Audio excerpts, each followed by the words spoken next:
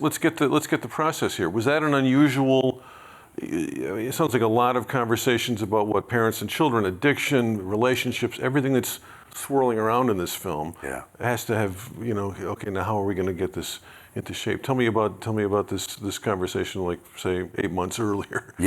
I'm trying to think back. We basically we met on night and we loved each other and wanted to work together again. And at that time, I had the broad stroke ideas for the movie, the structure and sort of spiritually what the movie was, but I wasn't able to link it all together yet. And then I remember talking to Kel about it. He gravitated towards the brother. There wasn't a title then. There weren't names for characters or anything. And then honestly, it was after that movie came out and I was kind of depressed and feeling misunderstood. And I think I went through some other things in my life and all this stuff clicked into place to where writing it started actually working out for the first time. And during that time, I was... I kind of call them like mini therapy sessions that Kel and I were doing, where we were texting and doing some phone calls and just talking about our past, talking about how we both felt it at that age and finding commonalities between us, but differences, and specificity for his experience. And so it really became like, it started as it's a deeply, deeply personal movie. A lot of autobiography is in it for myself, but then it became about also looking outside of myself and understanding a bigger experience than that. For me, and it continued.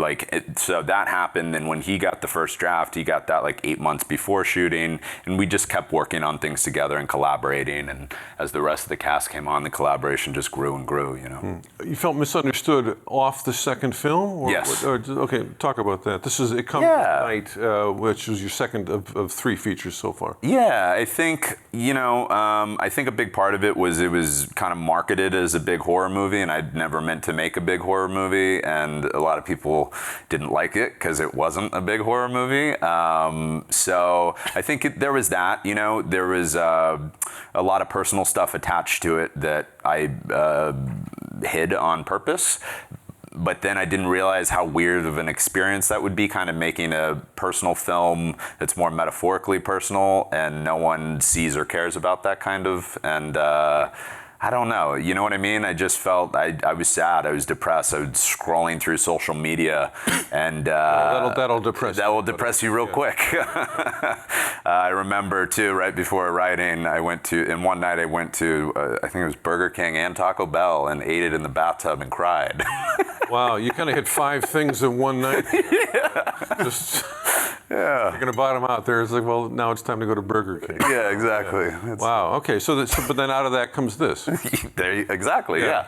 I think it was that, and then other separate stuff from my life. I think meeting Kelvin, all these things kind of came together to where this finally made sense, and writing it was the most fun writing I've ever had, and it felt a lot kind of healthier, like probably how you're supposed to write things. My other movies, I would do it in a quick spurt and cry like a baby, and almost like an exorcism or something. And this one was more, it wasn't a sprint, it was like a marathon, Yeah.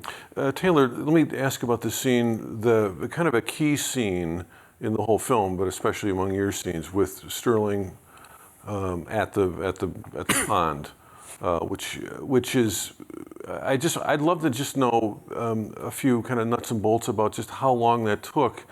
Where did that come in filming, and did you know it turned out basically brilliant the first time? That's one hell of a scene. I mean, that's one of the few. It's my favorite. That's one of the. There's a handful of perfect scenes you get in a given movie year, and that scene is one of them, I think. Thank you. Yeah. Thank you. Maybe Trey can answer how many takes it took and how long it was, because I kind of I don't really remember. Wasn't a lot. Was it? No, it was. I mean, honestly, it was like a few takes. We just had 2 camera setups. We had 2 cameras going simultaneously. A few takes from the back of them over their shoulders. A few takes from the front. Then the wide at the end that we held off to use till the end in this hug. And I mean, they were amazing from the first take. Yeah. Yeah. It was really quick. I remember it being really quick. And on the day, it felt like we only did it like 5 times Yeah. or something. It was really fast, and it didn't feel. I think I was feeling emotional that day, and journaling a lot, but it didn't feel like. It wasn't so precious that I felt that this is the scene that I've been waiting for. Like, it never really felt like that on set.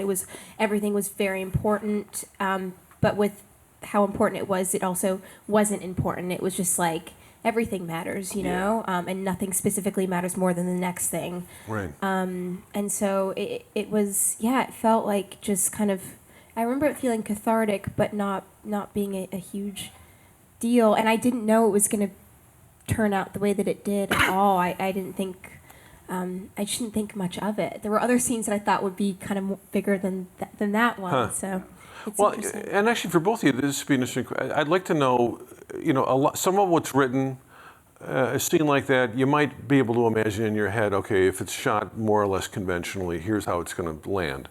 A lot of the film is much, much wilder visually, and so in a way, I'd like to know if there were any sort of surprises when you saw the final cut assembled. It's like, oh, okay, that scene has a whole different thing than I kind of would have predicted, just because of what the camera's up to. Not just the 360s in the car, which is kind of a great motif, but Kelvin, what about you? Just when you first saw it first assembled. I just remember being fascinated by Trey and in the script, it was so clear in how the movie would kind of feel. I mean, there's music cues, like when you read the script, music plays, and all the songs were there. So you would kind of, and it would be in big fonts, and the fonts would change, and the colors would change, and it would be like manatees and da da da da da, and you would kind of, and then it would go, the aspect ratio would change here, and then we'll go tight. So you kind of knew what the movie would look like, especially if you knew Trey's other work. So then in that way, I was like, oh, this is gonna be this when I was shooting, and this is how it's gonna look, and because I worked with him before too. But then when I saw it, I was more so impressed by how intimate it was, and how much I really was immersed into the psychology of where these kids were. Because you can read it and you can kind of you get it, but then you see it and you feel it. It felt immersive, and it felt present, and it felt. I was so scared that I wasn't really scared, but the only thing I could have been worried about was like, what will I look like as like a young African American? Will you understand my psyche when this massive situation happens? Like, will it turn into a cliche? Will it be exploitative? What will this look like? And it never was that. I was so with him, and I cared so much about him, and he just got it. And I was like, I remember one of the producers told me, he was like, when you see the movie, you'll be okay, because Trey cut it and he shot it because he loves you. And I was like, well, he does love me, so. How about for you, when you saw it, Taylor, when you saw it all put together, was there any one thing that you were not involved with, where you were just really particularly struck by?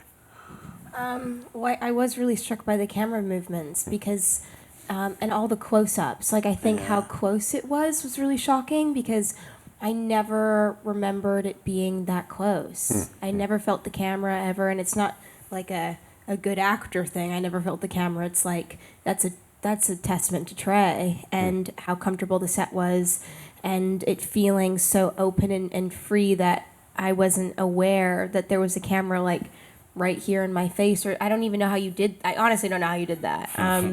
So all of that was really shocking to me. Yeah. We'll talk another 10 minutes and then throw to some questions that you guys might have. But I'd love to get some answers. I'd love to get some answers. Just simply, how did that actually play out with you? You're working the camera in those 360s in the car. Talk about that a little bit. Yeah, just practically how we did them? Yeah. Sure. So just from a practical way, we took out the center console and the truck there, and then put a slider that's going from the back of the truck to the front. We broke down an Alexa Mini, which is just a smaller Alexa. We made it as small as it could go, so it could literally fit through the car seats. Behind each front seat, I'm crunched down behind one. The dolly grips crunch down behind another. So he's doing all the pushing from the back to the front, and then the camera's on a remote head where the car behind us, my DP Drew, is remotely operating the camera. So wow. I have a visual as well. I have a walkie to Drew, but I can talk to the kids in the car. And basically, it felt like for us, we just wanted to figure out all the technical sides of it, to how to actually pull it off and play around. But then at the end, we wanted to. We just wanted the kids to forget about the camera and get out of their way. I think a lot of that is just practically like not cutting and going over and over, and us learning how to dance with them, not doing it the opposite to where like y'all have to move to this. It's like we'll figure out how to move to you. Because then you're getting into kind of a different sort of like green screen territory about like hitting marks and and potentially kind of like drying out a performance. I mean, totally. Yeah. And for this, it was like to me, this movie lives and dies by the performances, you know. And so we got to serve those up, and just we wanted it to be real. Like it was actually like Kelvin was driving dangerously, and it was a bit crazy, but it was amazing and exhilarating. Yeah. As a parent, I got nervous every time there was a car scene. The close-ups are pretty striking in all three pictures in different ways, I'd say, and you're not afraid of a close-up. Yeah. And because there's such power in the right face, right? Yeah. I wonder if it came up on this film more than the other two for you, Trey. Just the basic question: how much is going to be too much? Yep. Definitely. Okay, and what is what it is kind of debatable. But talk to us about kind of what was going, what you had to kind of resolve in your mind on a given day where you really had a visually active scene. Yeah, I guess overall it was just staying in tune to that and maintaining the calibration, and I think honestly though so much of this movie is really personal, and I feel like we know and get, so just like always staying honest to the characters first, especially with this kind of filmmaking that is supposed to be subjective and immersive to our main characters. It's always putting them first. So I think that's a real way of knowing if it feels honest to them, and honest to this moment and honest to their experience, then I don't think it's going to be too much. I think it's going to be right. But that we dialed some things back from the script. That's for sure. A lot. I said, some language.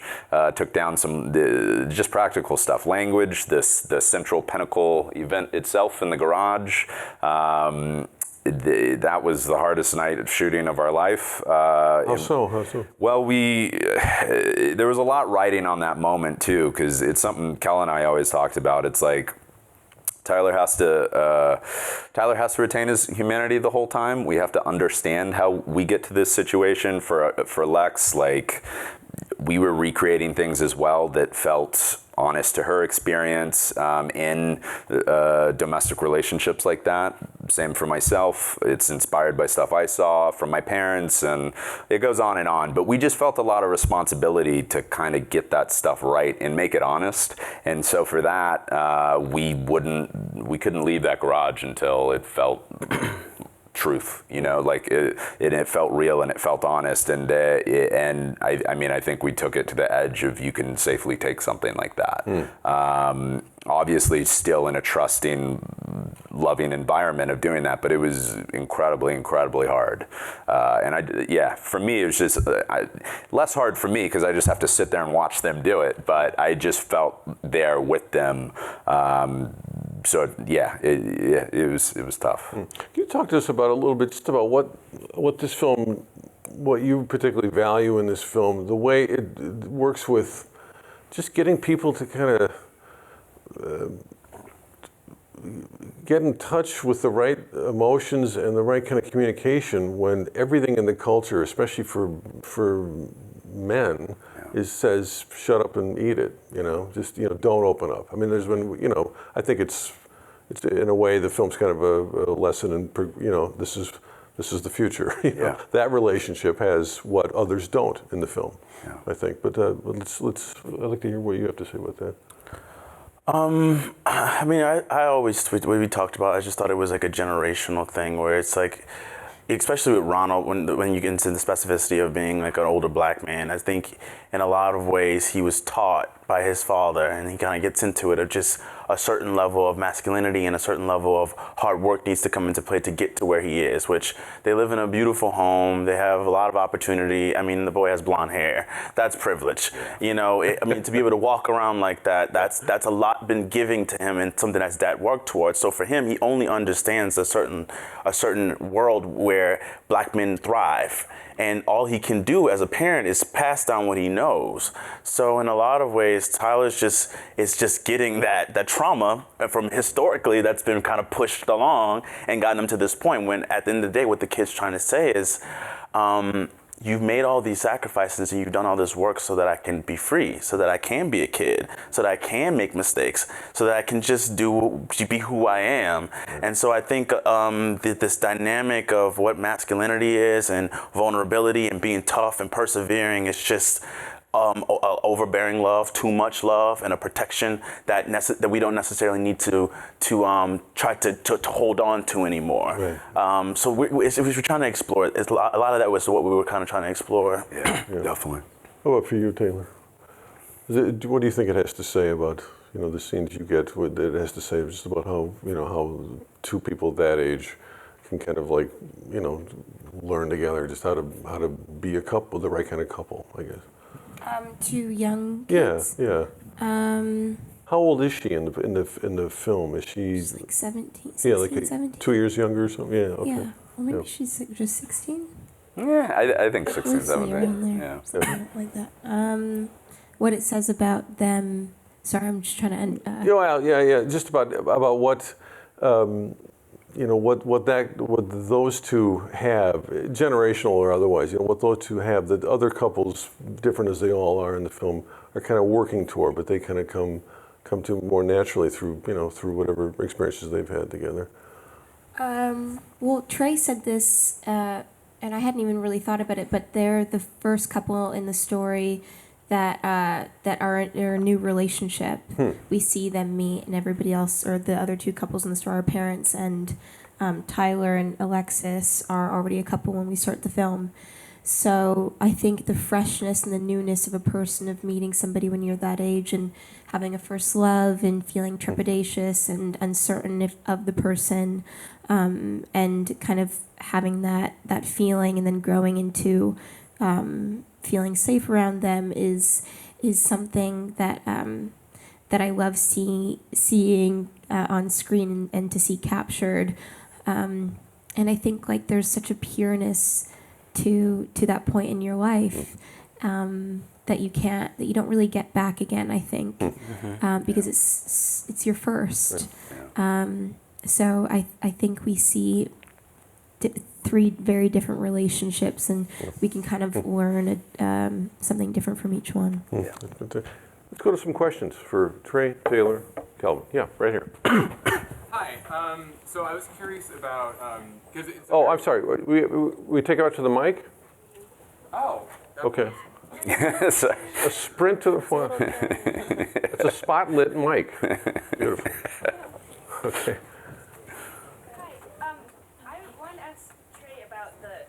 The aspect ratios, and at first I didn't notice them, and they were really subtle, but I wanted to ask you about that choice and what that was a reflection of in the movie, because it was really well done, and it was a really cool device, and I had some ideas, but I want to know what your thinking was behind it and why you included it.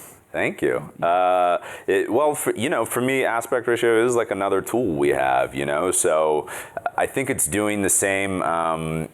Essentially, it's in the spirit of the whole movie and the immersive emotional experience. So the aspect ratios, I also almost see them as like chapter markers throughout the film, and they're meant to just work with what's going on with the character's headspace when they're in that experience. So we start at like 185, full frame, wide lenses, hopefully just feeling the full chaos of Ty's world, everything of it. And then as his world kind of starts dismantling and crumbling in on him, so does the aspect ratio, even to when once he starts using substances more, we start using anamorphic lenses more for the first time, which have a different, they have more expressionistic flares and a shallower depth of field, and then we keep closing in until the ultimate tragedy, the end for that, and then we go to 1:3:3, which I think is the best ratio for faces and close-ups. It was literally designed for it, and that marks this huge baton pass between these guys, and then as Emily on the back half is trying to heal, and trying to get to the other side of some stuff. The aspect ratio is kind of trying to do the same thing and open up a bit, and it ends up doing the exact opposite that it's doing with Ty. And we're going from 1:3:3 to then anamorphic and then 1:8:5 and looping back to the beginning of the movie. So basically, if you look at it broadly, it's like it's closing in and then it's opening back out. Yeah, and it's just meant to be honest to these kids and hopefully get you closer to them, basically.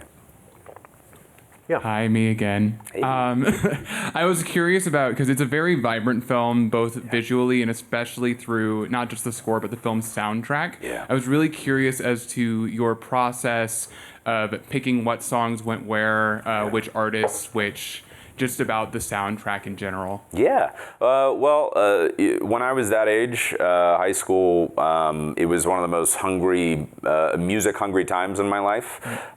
Music got me through stuff, actually more than film. I mean, I love films, but music got me through things more than films. So I was pretty hungry for it, and it was kind of like 2 years old was new, 5 years ago was new, 10 years ago was new. What was on the radio now was new. So just in that fact, I felt a bit of I could take some creative liberty in the sense like that was exciting for a soundtrack film, because I think Ty and Emily are kind of thinking that same way, and music is the same way for them. So I wanted to pick, it was a lot of things. First, it was songs I love personally. It's all my favorite stuff.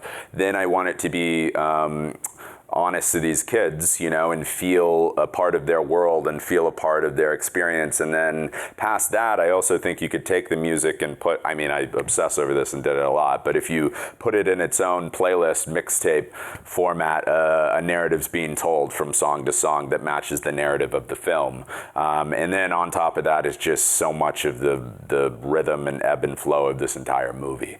It was just the DNA, And the scripts you read were actually scored, right? I mean, Yeah. there was a lot of music cueing in Yeah. the Yeah. versions. The entire script. Wow. There was music cues from the very beginning, so you could press play and then you'd read a scene and then you'd press play for the next scene, and it would happen. So the entire script, you knew exactly what it was going to sound like. Wow. And the aspect ratios were also in the script, and there was colors in between when it switches from Ty's to M's storyline. He kind of does this like. You put a page in and described exactly what was happening on screen with all different colors. So it was a very interactive, immersive experience just reading it. I've never read a script like that ever. Yeah. Now, if we do this right, I think we have time for, if we get the right two people, we have time for 2 more questions. More. All right. Thanks. My name is Lindro. I'm a student in the screenwriting program. And I have a question for Trey. Yeah. Yeah. First of all, this is a very beautiful film, well written. Actually very well in every way. So Thank you. I have a question about a certain choice you made in the story.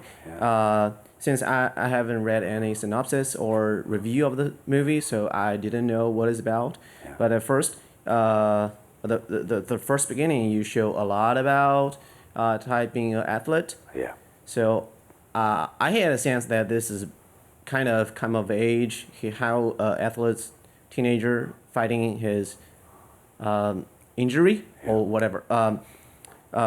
But it turned out that's not the main story. Yeah. So I was wondering, of course, the training part shows a lot about this character and the dynamic in the family, and explains why he is so messed up mentally. But there is kind of a risk that it might be misleading to audience. Yeah. So I wonder, have you ever thought of take it off, or how do you balance it? And again, I'm not saying it's bad. I'm just curious about how you think. Totally. Yeah, thank you. Yeah, I totally hear you. I feel like you could see the first 30 minutes of the movie and think it's new, the life of a wrestler, and the movie goes a lot of other places. And that was always kind of the spirit of the movie. I think that, in addition to a lot of things, the film takes a lot of risks and goes a lot of different places. For me, it's a number of things. I think, for starters, I always love movies that feel different or doing something new to me. So I'm always kind of trying to do that, I think, naturally. And then on top of it, that's just been, like, in my experience, like, life has worked that way, you know? Like, you might think, and it's personal I mean, I still have the scars on my shoulder from when I tore my shoulder wrestling in the same exact way. Don't know what I did there. Life can throw you off course drastically. You know, you can do everything you have to have control and build yourself up and focus on this thing, but ultimately, you know, it's the curveball of life if that's going to work out or not. So to me, it just felt honest in that respect, and honest to Ty's journey and the wrestling side of things. It's a huge part of his world, you know. It's a huge part of his center and his focus, and I think his body, you know, when you're in that much of a regiment and that much of a routine, I myself, like, when I literally, like, lost an arm, it was like dismantling half my life right there. And Kel and I talked a lot about how Ty's world starts crumbling so quick. He doesn't have time to. He's basically just reacting the whole time because he's not getting a second to, like, really take some time and process anything. And that's another thing I've noticed, and I've felt that at times in my life. I've seen a lot of loved ones. Their life can sort of derail very fast. So yeah, now I'm talking a lot. It was basically that, and everything else was really the motivation behind that. Yeah. Thank you. All right. I'm too tall.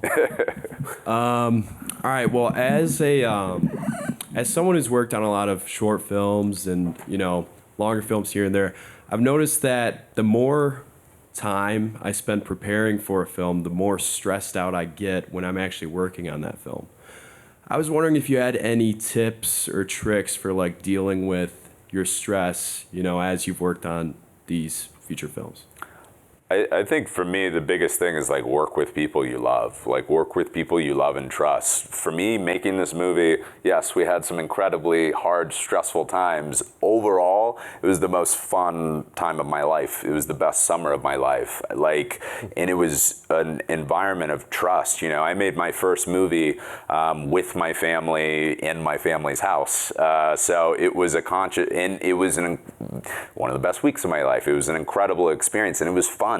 Like, it doesn't have to be stressful. These things can be really fun, and I think it's all about who you work with. There was so much trust, and we all built each other up, you know? So I've made it a very big conscious decision of, like, just trying to work with talented people who are, I really believe, good human beings, you know, and you're creating good energy, and it's such a collaborative medium. So for myself, and it takes a lot of pressure off. Like, it can be stressful thinking it's all on you. Like, it doesn't have to be. Like, we can build each other up together. And I also think just really, you know, I've made, so all I can count is the stuff I've made, but I've made, like, personal stuff that I feel very in tune with, and we prepare like crazy, whether it's with the actors and the preparation there over scenes and talking through scenes and intention and the subtext. Kelvin will spend 5 hours talking about, like, the first 20 pages of the script, down to, like, why is Tyler's truck this color, and everything else. So it does feel like, too, and I do the same thing, like, with my DP. We shot list everything and talk about intention to where we all get to set to where we all feel in tune, in sync. We know what we're trying to make. We believe in what we're trying to make. And then we're ready to adapt or go with a curveball or make it better. And it can be the most beautiful, fun experience ever. It gets hard too, but that's just a part of it. Yeah. Awesome. Thank you. Thank you. Time for one more, I think. Go one more. Great. Hi, I had a question kind of tying into It Comes at Night. Yeah. But I wanted to know how you tackle directing from It Comes at Night to this, and then a question for Kelvin. How did you get into character for It Comes at Night compared to Waves? I think for the directing, yeah, that's a good question. I think the style of that movie was a bit different. It was meant to be a little more reserved, a little more objective, almost countering like, yeah, I guess with that title you'd think it's a horror movie. It was almost like trying to do the opposite. This movie I'd say is more in line and in vein with the approach of my first movie I made called Krisha, that's meant to be a very visceral, subjective experience from the protagonist. You know, basically for this movie too, you'd never see anything outside of Tyler or Emily's perspective except for key moments in their journey, and that's sort of very intentional. So yeah, I don't know, it's a different bit of a different approach, but I think it's just like finding finding what your center, your focus is. The funny thing, for It Comes at Night, it was Travis, but a little bit more the family in general. For Waves, it was really just like, this is all Tyler, then this is all Emily, at least for perspective. But then within that, it's also making sure if you're going to do that, when other characters outside of there, you know, they got to have their moments to shine and their moments of complexity, and those have to hit. Yeah. Yeah, what do you think, Kyle? You know, the work stays the same, like the same preparation as an actor. You do the same work, but with Travis, it was more like he doesn't talk as much. Yeah. I mean, Tyler doesn't talk that much. I mean, yeah, he got a mouth on him. But I think it was more like observing, and it was just kind of like, well, what is my dad like, and how do I say it, and how do I take that in as Travis, and you know, he's listening in the attic and stuff like that. So I studied a lot of kids, so I watched a bunch of like, honestly, child actors, and then I wanted to see how they would respond to things like that kid from E.T.'s audition tape. So good. And I was like, I want to be like that kid when this scene happens, or like, or I like to talk to like even the Andrew kid in the movie. Yeah. I hung out with him on the weekends, and we would color. Yeah. And we would do puzzles and play with goo.